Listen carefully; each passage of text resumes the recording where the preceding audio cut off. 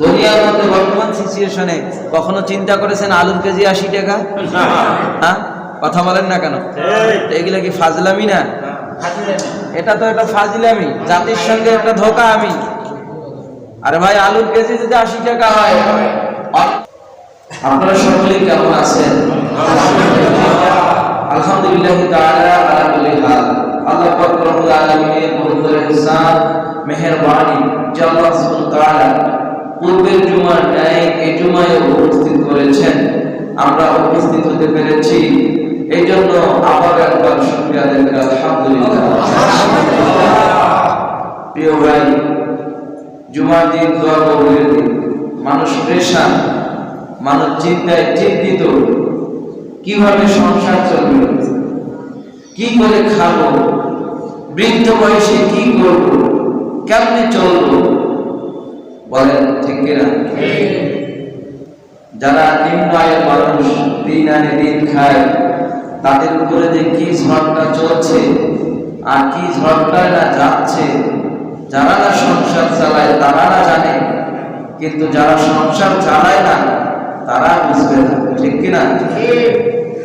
এই জন্য ছোটবেলায় যখন পড়ালেখায় ফাঁকি দিয়েছি, গ্যাপ মেরেছি, বাবা মার কথা না শুনেছি, বাবা মা একটা কথা বলতো, বিশেষ করে আমার বাবা একটা কথা বলতো, যে আজকে তুমি পড়ালেখা করতে বলতেছি, বুঝতেছিস না, কিন্তু এই জন্য বুঝতেছিস না কারণ তুই যে বাবার হোটেলে খাইস, কিন্তু যখন হোটেল দিয়ে খাবো তখন না বুঝবো যে হোটেলে খরচ করবো, ঠিক কিনা? সেই বাবা কথা বলেছে, আমি ভাই বলি, বাবা ছিল পৃথিবীতে বড় বৃক্ষের মতো, দুঃখের খরার সময় বাবাই সুখের ছায়া দিত, আমি যেন বড় হই পৃথিবীর মাঝে, এই ভাবনা করতো বাবাই সকাল সাজে। এখন আমার জীবন জুড়ে, আমার জীবন জুড়ে দারুণ খরা তুফান ঝরে, নেই তো তার মতো আপনজন, এতটাই আপন কে আর বাবারই মতন বলো, এতটাই আপন কে আর বাবারই মতো। বাবা এমন একটা জিনিস ছিল, যখন ছিল তখন বুঝতাম না, কিন্তু এখন নাই, এখন বুঝতেছি। হ্যাঁ, বাবার ভয়ে, বাবার দাপটে মানুষ আমার গায়ে হাত দিতে সাহস পায় না। হ্যাঁ, এটা কার ছেলে রে? অমুকের ছেলে। বাস, আর যখন বাবা থাকবে না বুঝবেন যে এই বাবা নামক বটগাছটা আপনাকে কত ছায়া দিয়েছে। আপনার বাবার নাম শুনে আপনার গায়ে হাত দেওয়ার কারণ ক্ষমতা ছিল না। এটা কেন বললাম? যে এখন আপনি আমি পেরেশান, দুনিয়ার মধ্যে বর্তমান সিচুয়েশনে কখনো চিন্তা করেছেন আলুর কেজি 80 টাকা? হ্যাঁ, কথা বলেন না কেন? এগুলা কি ফাজলামি না?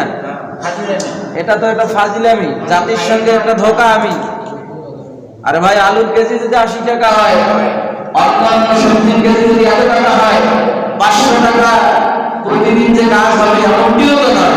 কারণ এমন মানুষ আছে একদিন কাজ করে 3 দিন কাজ নাই, 2 দিন কাজ করে 6 দিন কাজ নাই। তাহলে এই লোকটার কি অবস্থা চিন্তা করার দরকার আছে না নাই? আছে। এখন এই মুহূর্তে কার কাছে বলবেন? কারণ যারাই তো ক্ষমতায় যায় তারাই তো বলে হাম তো হাম হায়, জনগণ কোন হায়। এরা বললে কি আর থাকলে কি? আমরা এসি গাড়িতে চলবো, এসি বাড়িতে থাকবো, আমাদের চলাফেরা এক হবে, বাস, আর কিছু থাকবে না। ওই ডাকাতের দলে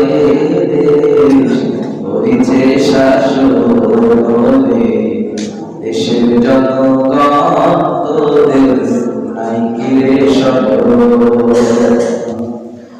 খাবার পায় না কত মানুষ, কাপড় নাই পরনে। খাবার পায় না কত মানুষ, কাপড় নাই পরনে। কোটি টাকা ব্যয় হয় সেথা, কোটি টাকা ব্যয় হয় সেথা কুকুর পালনে। ওই ডাকাতের দলে দেশ করেছে শাসন। ঠিক না? আমরা খাবার পাইতেছি না। হ্যাঁ, সকালে ঘুম থেকে উঠলে নাস্তা নাই, ছেলের নাস্তা নাই, মেয়ের নাস্তা নাই, প্রেশার, কি করি কি না করি, কোথায় যাই। কিন্তু ওদের দেখবেন খাটের নিচে টাকা, ব্যাংকে টাকা, বাহিরের দেশে টাকা, দারোয়ান কোটিপতি, চাকরানি কোটিপতি, আর দেশের জনগণের ভাগ মেরে তারা আঙ্গুল ফুলে গলাটা ছয়, আর সাধারণ মানুষ বড় দুর্ভিক্ষে দিন কাটায়। কথা বলে এর জন্য আপনাদেরকে সিদ্ধান্ত নিতে হবে। এই জন্য আপনাদেরকে সিদ্ধান্ত নিতে হবে, একমাত্র সুখ শান্তি সফলতা কোরআন দিয়ে চলবে।